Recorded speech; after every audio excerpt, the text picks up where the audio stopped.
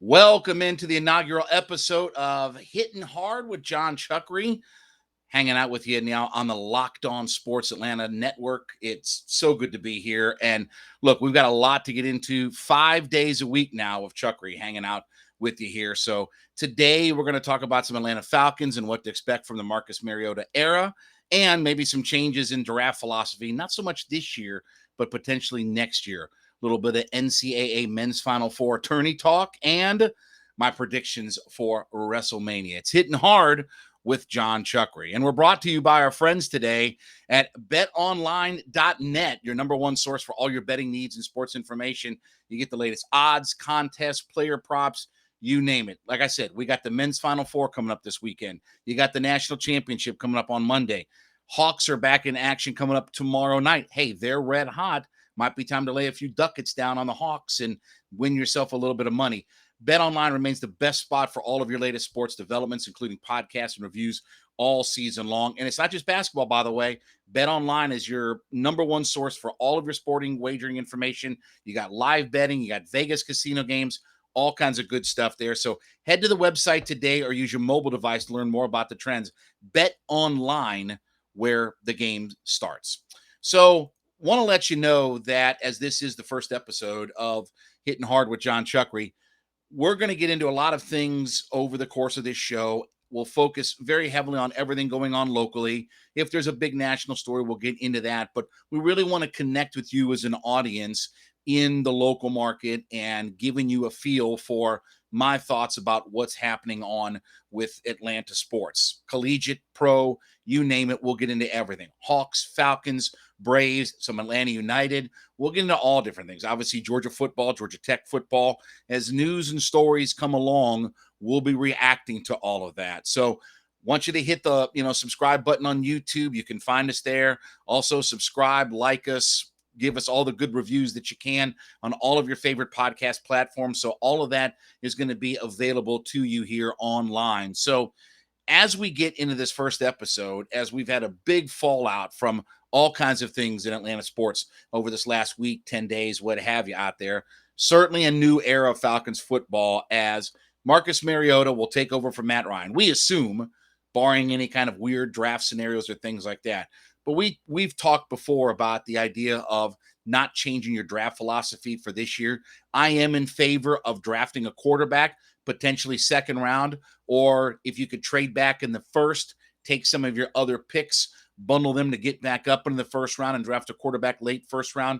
I'm in favor of that. I'm not in favor of drafting a quarterback at number 8. I still think you have to go get your pass rusher, and you have to start fixing what ails you, as I like to say.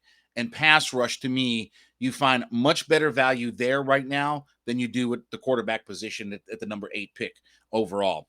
But as of right now, Marcus Mariota sits as the guy most likely to start this year for the Atlanta Falcons. What do we expect out of Marcus Mariota? When you look at his career, 77 touchdowns, 45 interceptions. He's about a 62% completion percentage. He was obviously the number 2 overall pick in the draft a handful of years ago. This is his third team in 5 or 6 years that he's been within the NFL. Drafted by Tennessee, number 2 overall. Went and played a couple of years with the Raiders. Now here he comes to the Atlanta Falcons. So it's a situation where this is a guy, for all of his draft hype and hoopla and things like that, has bounced around already to 3 different teams because he just has not put up the results. Tennessee Titans decided in his 5th year to go a different direction. They brought Ryan Tannehill in. Mariota started a few games, and then Tannehill takes over, and the rest is sort of history. Now, where Mariota got bailed out in his time at Tennessee was the development of Derrick Henry.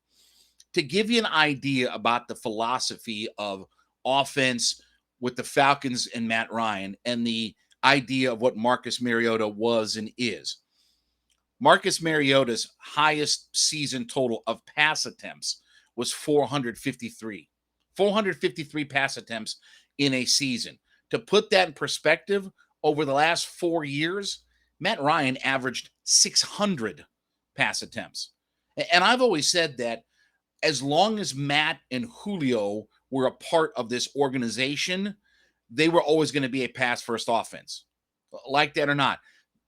Once Matt got in the league and they signed Michael Turner and they were a run heavy first type of team, Turner comes in and runs for 1,500 yards in 08, and Matt kind of works his way in. But once they made the trade for Julio and they wanted to get more explosive, and they realized that the way to win in the NFL is we have to push the ball downfield. Lots of receivers, good quarterback, push the ball downfield. That's still the NFL game today. The NFL today game is still, you got to get the ball downfield. You got to get yards per attempt. You have to keep consistently hitting guys. It's still a push the ball down the field in the passing game first and foremost. But if you don't have a quarterback who can do that, then you have to change up your thought and your philosophy and your style on all of that. That's where Marcus Mariota comes in. Is Marcus Mariota going to come in here and be like Matt Ryan and throw it 600 times in a season? No, he's not going to do that. If unless they are definitely trying to lose games, you're not going to ask Marcus Mariota to come in here and throw it 600 times like he did for Matt Ryan. Just not going to happen out there. Can Marcus Mariota be effective in an offense like this? I think that's the big question mark. I think that's the big thing that we need to see, because whereas a year into his tenure, the Titans went and drafted Derrick Henry, right now there's not a lot of good pieces for Marcus Mariota to work with. You're not going to have Ridley. Yeah, you've got Pitts. You've signed Auden Tate, and you've signed, some other guys that you're just kind of hoping that can do something. Mike Davis is still in the fold. Cordell Patterson is back. You've got Damian Williams. They just re-upped Kadri Allison. So you've got a lot of running backs that you're trying to figure out and shake out. I think this is where we're going to see the change to some of the more Arthur Smith type of philosophy of being a more run-first type of team. Now, that's easy to do in Tennessee when you've got the best back in NFL, right? When you got a guy who's 1,500 on the low end, 2,000 yards on the high end, it's easy to be a run-first team. It's also easy to be a run-first team when, in their heyday, it's Taylor Lewan and Jack Conklin and all these guys that are first-team all-NFL linemen, right? This team is Matt Hennessy and Caleb McGarry and Jalen Mayfield and, all those vagabonds that they've got trouting out through the middle of their offensive line. So if they're going to change their philosophy, and even if they draft a young quarterback, they're still not going to let a young guy come into the league and throw it 600 times and throw it all over the yard. Arthur Smith was able to do that with Matt Ryan because that's what a veteran quarterback does. And when you had Julio and you have Ridley and you got Pitts and you got Hurst and you got this guy, beep, bada, bop, bop, beep, bop, bop, you can do all that kind of stuff. But you can't do that with the Marcus Mariota. So that philosophy is going to have to change. They're going to have to get better at the running back position. They're going to have to get better on the interior of their offensive line. And they're going to have to find some guys that probably, honestly, play into Mariota's strengths at wide receiver. Guys with good catch radiuses, guys with some size, and that's what you're seeing. You're already seeing the Falcons signing guys who are sort of big physical guys. Maybe not stretch the field and get downfield in a fast amount of time and hurry and everything, but guys who can go get it.